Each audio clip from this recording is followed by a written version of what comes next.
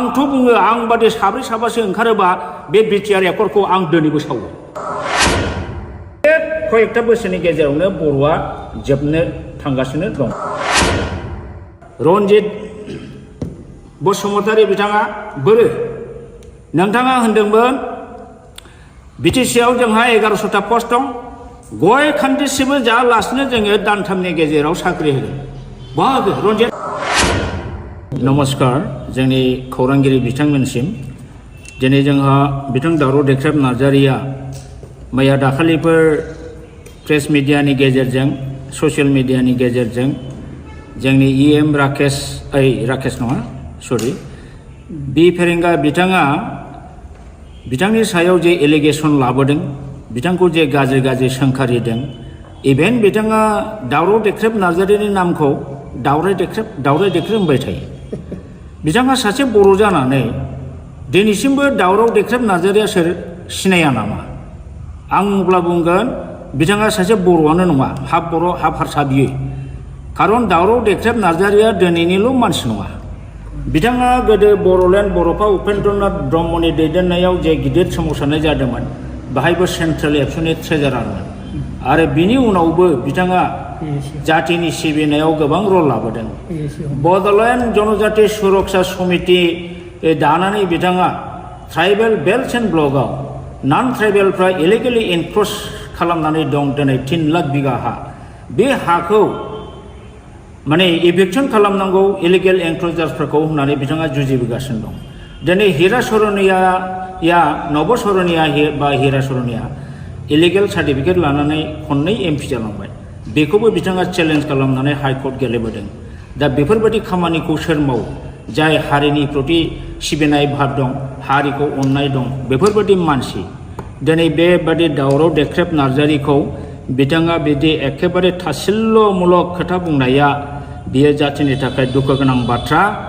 आरो बि फेरेंगा रन्जित बसुमतारी आं नोंथांखौ खावलायगोन, नोंथाङा दिनै गादियाव दं होननानै इएमआव दं होननानै बेबादि गोग्गामारिनानै बारा खोथा दाबुंबाय दाथा, समा एखे थाया। आंथ' बुंगोन नोंस्रा गोग्गामारिनानै खोथा बुंनायनि नोंल' नङा, प्रमद बर'आनो बुं, दिपेन बर'आनो बुं, सोरबा गबिन्द बसुमतारियानो होन, सोरबा राकेश ब्रह्मआनो होन, नोंस्रा जातिनि सायाव बिखाफोर दोननानै खोथा बुंनायनि नोंस्रा दिनै अधिकार गैया। मानो अधिकार गैया? आं बुंगोन नोंसोर मा लाबोदों बर'नि थाखाय? What power and function you have brought? What government you have brought for the Boro community? मा लाबोदों नोंसोरलाय? नैबे बिटिसि एकर्ड 2003नि हाग्रामा महिलारि बिएलटिजों स्टेट गभर्नमेन्टजों सेन्ट्रेल गभर्नमेन्टजों लाबोनाय बे एकर्ड, बेवहाय जोंहा रायजोनि बदलै रायजो मोनाखैब्लाबो अलमस्ट मिनि स्टेट रेंकआव जों मोनदोंमोन। 40टा डिपार्टमेन्ट जों मोनदोंमोन आरो बे 40टा डिपार्टमेन्टनि एडमिनिस्ट्रेटिभ, लेजिस्लेटिभ, फाइनान्सियेल पावारखौ मोनदोंमोन। नोंथांमोनहा नैबे नोंसिनि बे बिटिआर एकर्डजों मा लाबोदों? दिस बिटिआर एकर्ड मिनिंलेस आरो बे बर'नि थाखाय बिराद बर' हारिखौ जोबस्रांग्रा एग्रिमेन्ट बेयो। दिनै जोंनि बर' मानसिया कनसियास नङा, अनेकानो स्टाडि खालामाखै, बे हिसाबैसो बे बिटिआर एकर्डखौ दिनैसिमबो दोनदों। आंथ' बुङो आं बादि साब्रै साबासो ओंखारोबा बे बिटिआर एकर्डखौ आं दिनैबो सावो।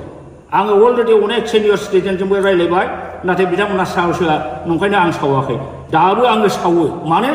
बे एकर्ड बिटिआर एकर्डनि दारै, बिटिआर पिस एग्रिमेन्टनि दारै बर'आ जे खहा जाबाय, बर'आ जे मोनखानाय पावार एन्ड फांसन दंस जाबाय, बर'नि हा हुनि रैखाथि दिनै गैलिया, थार्ड ग्रेड फर्थ ग्रेडनि साख्रि होनाय पावार गैला, फारसेनिफ्राय दा गुबुन हारिनिसो जयगार। बर'आसो दा गोजोनदों, जायनि फलाव बिसोरो बे बिटिआर पिस एकर्डखौ आपत्ति खालामाखै। मानोना बे बिटिआर एकर्डनि क्लजआव बर' हारिनि जेबो रैखा खबस गैया। बरन्स कास्ट हानि पावारखौ आसाम गभर्नमेन्टनो हरदों, वाटार बडिसनि पावारखौ आसामनो हरदों, बर'नि जेनाखि लेजिस्लेटिभ पावार थानाय, आयेन दानाय आरो बेखौ सालायनो नायनो थाखाय गभर्नमेन्ट अफिसार जेनाखि प्रिन्सिपाल सेक्रेटारि, बेखौबो नोंसोरो प्रिन्सिपाल सेक्रेटारिनि जायगायाव चिफ एग्जिकिउटिभ अफिसार खालामदों। बेबादिनि दारै बिटिसिखौ अट'नमास डिस्ट्रिक्ट काउन्सिलनिफ्राय नोंसोरो असमियानि षड़यन्त्रआव हिमन्त बिश्व शर्मानि बिजेपिनि आरएसएसनि षड़यन्त्रआव नोंसोर ओरैबायदि मूर्खामि एग्रिमेन्ट खालामबाय जे एग्रिमेन्टनि दारै दा जोंनि बर'आ माने जोबस्रांबाय इमिडियेट कयेकथा बोसोरनि गेजेरावनो बर'आ जोबनो थांगासिनो दङ दा बे हिसाबै नोंसोरो लाजिनांगौसो दा नोंसोरो गोहो दंब्ला आं सोंगोन दिपेन बर'खौनो सोंगोन बा प्रमद बर'खौ सोंगोन नोंसोरो बे एकर्डआव मा दं सान्दों मा बेल' दं बेहालाय बेनिफ्राय 100 गुन साबसिनमोन नैबे एकर्डआ नाथाय नोंथांमोनहा बेखौ दिनै हाग्रामा लाबोनाय होननानै हाग्रामाखौ सोयैनि जोंनि जाथिनि सार्थ जाथिनि रैखाथि रक्षा कवचखौनो नोंसोर दिनै धंस खालामबाय बेनिखायनो आङो बुङो सदे दिनै नोंथांमोनहा बिटिआर एकर्ड खालामनानै जातिखौ जेरैबायदि थगायबाय जेरैबायदि जोबस्रांबाय बे जातिखौ थगायनानै फोजोबस्रांनायनि दायआव सानसे बेलासे नोंसोरो गनाय नङा रायजोआ दिनै एसे गाबोन एसे बुजिगोन बिटिसि एकर्डआव मा दंमोन बिटिआर एकर्डआव दंमोन स्टाडि खालामनानै जेला बुजिजोब्बाय नोंसिनि सायाव इयुननि जोलै हान्जाया सानसे समावब्लाबो निश्चय माने अर जोंगोन रागा जोंगोन आरो नोंसोर क्षमा मोननाय नङा बर'नि जारिमिनाव ओरैबायदि उदाहरन दं जाय लिडारफ्रा गोदो बर' जातिखौ मोजां बुंनानै थगायनानै मन्त्रि मुल्ला जादों एमपि जादों एमएलए जादों रायजोखौ थगायनानै दोनदों जेबो मावबोआखै बेफोरबायदि लिडारा मा सास्ति मोना नोंसोरो जारिमिनखौ नाय बर'नाव आं डाइरेक्ट उदाहरन बुंला पुरस्कारखौ मोनबोगासिनो दं बावला नोंसोरबो हारिखौ थगायनायनि फाबाव बे पुरस्कारखौ नोंसोर मोनगोन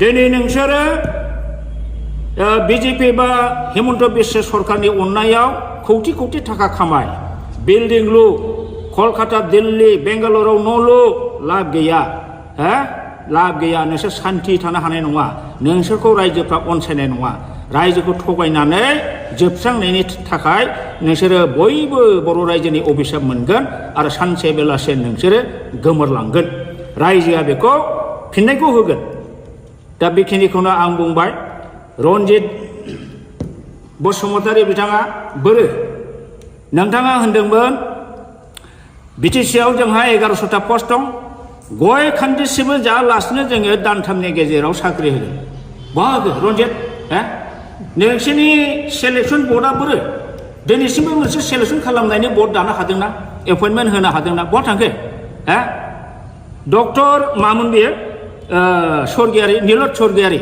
बेना 1600टा पस्ट दंमोन बिना फैसा साख्रि होनो खोथा बुंदोंमोन बहा थांखो दिनैसिम होनो हादोंना लाजियाखैसो नोंसोरो सानफ्रि थगायनो दा नंखायनो दिनै रायजो राजाया बुजिगासिनो दं नोंसोरो फुराफुरि बिटिआर एकर्ड खालामनानै एकर्ड नों खालामदों बर' जातिखौ थगायदों एनडिएफबिखौ थगायदों गासिखौबो थगायजोबथारबाय नोंसोर दा बिनि फाबाव नोंसोरो पानिशमेन्ट बावैसोनि उनाव मोनगासिनो दं बेखौ पानिशमेन्टखौ रुजुननो रेडि जा आं बेखौ दिनै खावलायनानै बारा बुंला